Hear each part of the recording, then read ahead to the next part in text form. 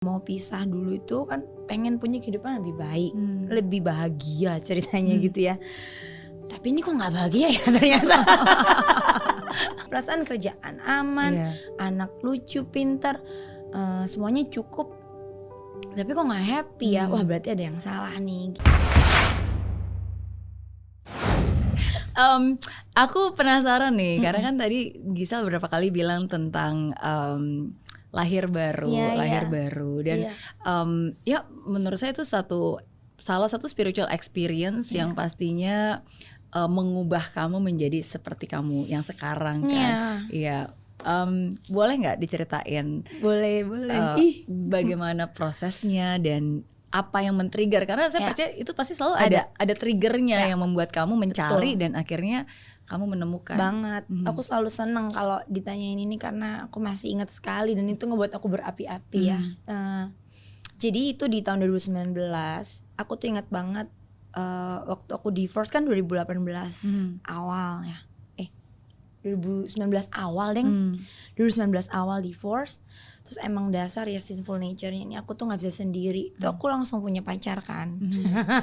Emang dasar. Itu sebenarnya aman-aman aja sih.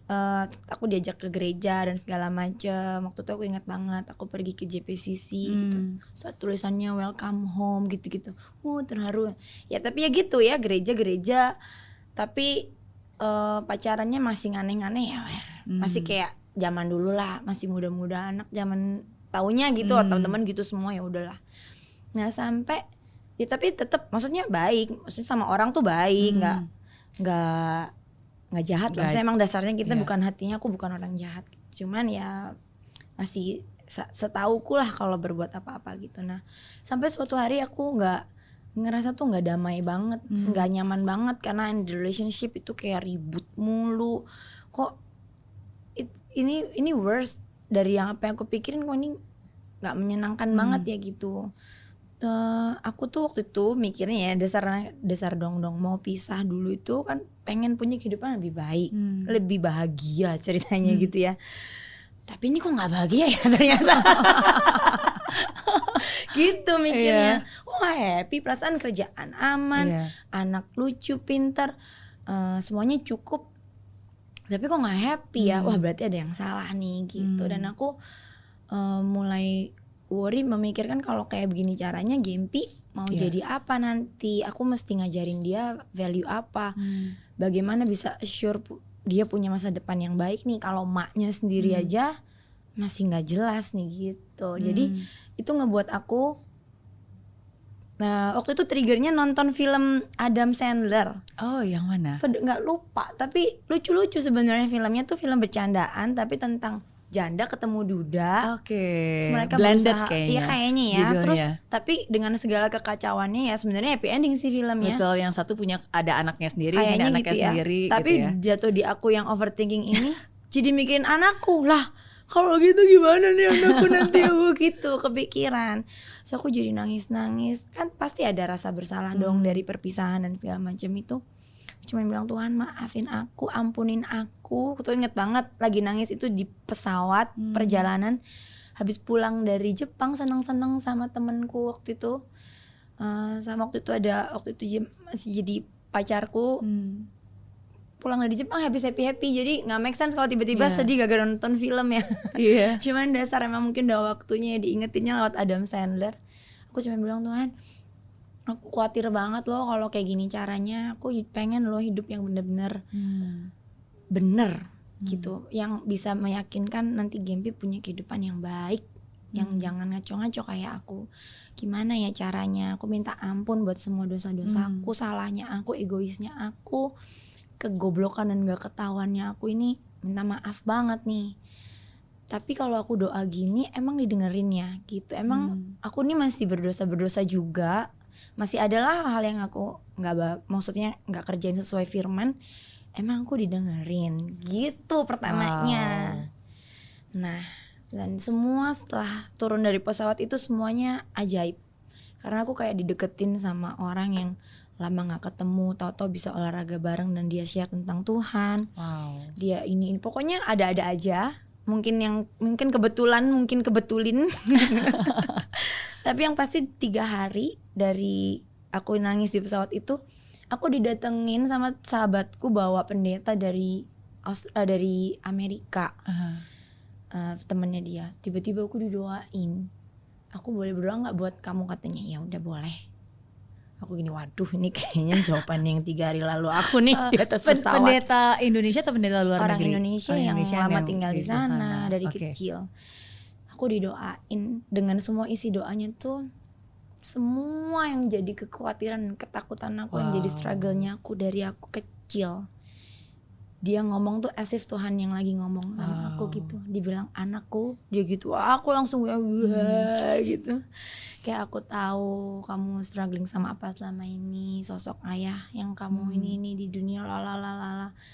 Even dia mention detail-detail yang nggak ada yang tahu kecuali aku mungkin sama 2-3 sahabatku. Dia bilang I saw you crying in the shower. Yang tahu aku nangis kalau mandi kan cuman Ciara doang nih sama Butet nih. Kenapa bisa dia tahu? Oke, kayaknya ini Tuhan beneran nih. Udah. Akhirnya dari situ aku kayak oke, this is God. This is God. Aku mungkin selama ini udah terlalu terbiasa jadi Kristen dari lahir.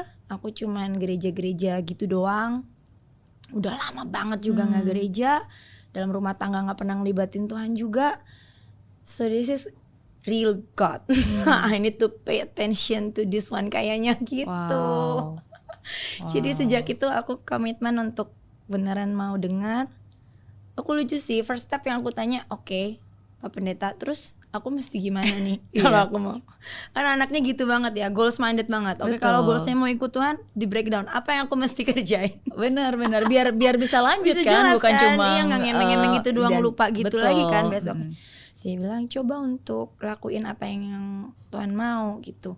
Start dari diri sendiri aja. Dia ngomongnya kan baca kitab kecil-kecil, kalau bingung ya udah nyanyi worship aja atau baca renungan.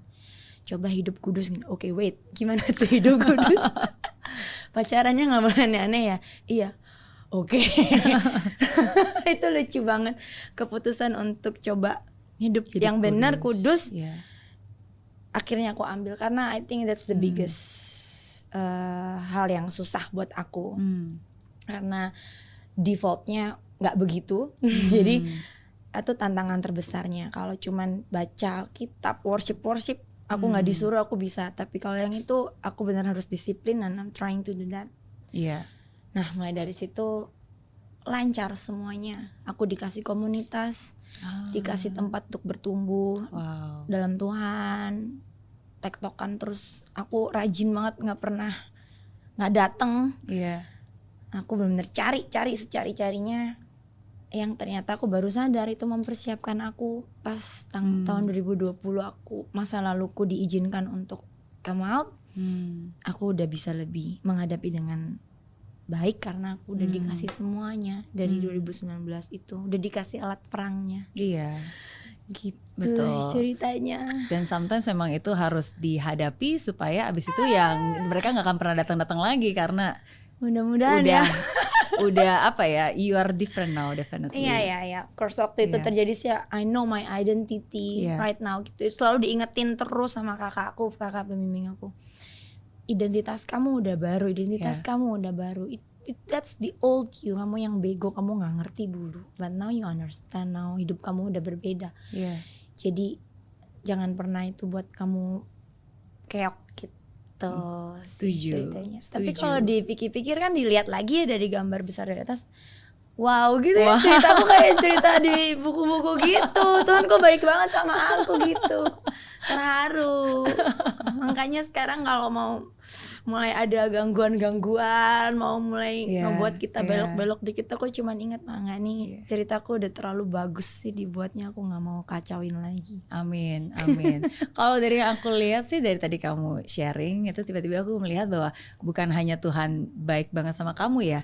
Menurut saya sih Tuhan percaya banget sama kamu gitu. Dia begitu percayanya sampai menurut saya sama aja seperti kayak orang tua, bapak gitu kan. Kalau dia sayang banget sama anaknya, pasti kan dia tahu bahwa waduh ini bakalan ada apa namanya badai nih, sedangkan pasti suaranya ini akan menakutkan dia gitu kan, pasti kan apa Kasian. hujan derasnya itu kan pasti nggak mudah gitu. Jadi sebenarnya ketika dia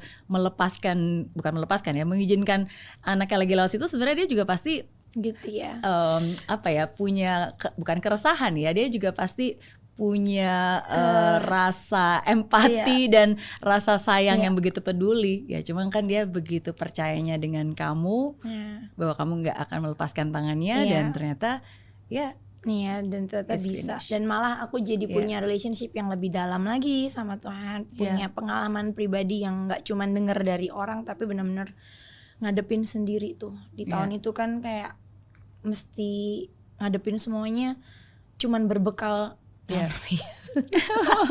Holy Spirit lead ya gitu, cuman bekal itu doang, lolos dari satu hari ke hari yang lain, lewat gitu maksudnya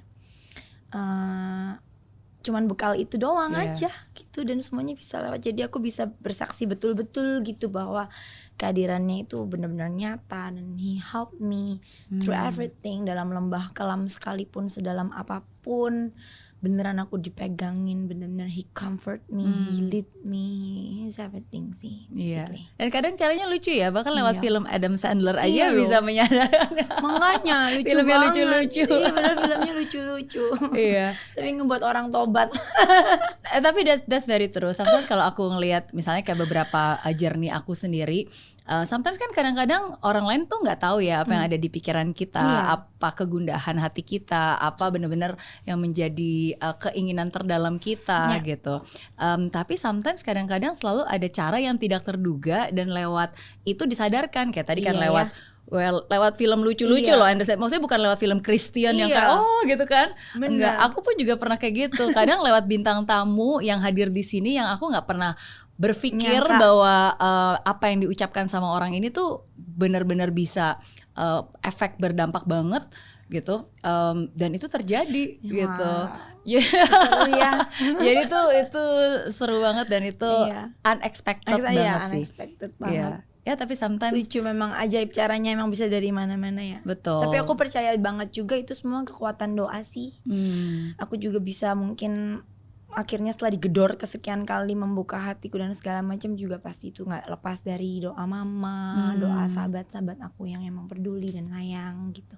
Makanya itu aku apply juga sekarang, kalau aku mungkin peduli sama hidup saudaraku atau sahabatku atau apa, mungkin nggak bisa ngomong banyak-banyak, hanya bisa berdoa, di dalam doa terus, percaya pasti one day ada efeknya gitu. Amin. Pasti, sesuai waktunya. Pasti. Masih sering ketemu nggak sama pendeta yang dari Amerika itu? Udah pindah ke, dia udah menetap di sana dan punya keluarga. Jadi palingan by DM, Instagram. Iya, berarti itu cuma karena tugasnya sudah selesai di sini pada saat itu. Ngebantuin aku itu doang, terus aku sekarang udah ketemu teman-teman. Ya kan, pendeta yang lain-lain, leaders yang lain juga yang take over. Cuman ya dia dengan pelayanannya jalan lagi, lanjut. Aku di sini misi dia di Indo untuk kamu udah selesai. Ya. Mungkin sekarang dia ada misi lain di tempat lain. Banyak. Dia terus di sana pitching mulu bahasa Inggris lagi, sakit kepalaku dengannya. Bingung. Nggak pinter bahasa Inggris.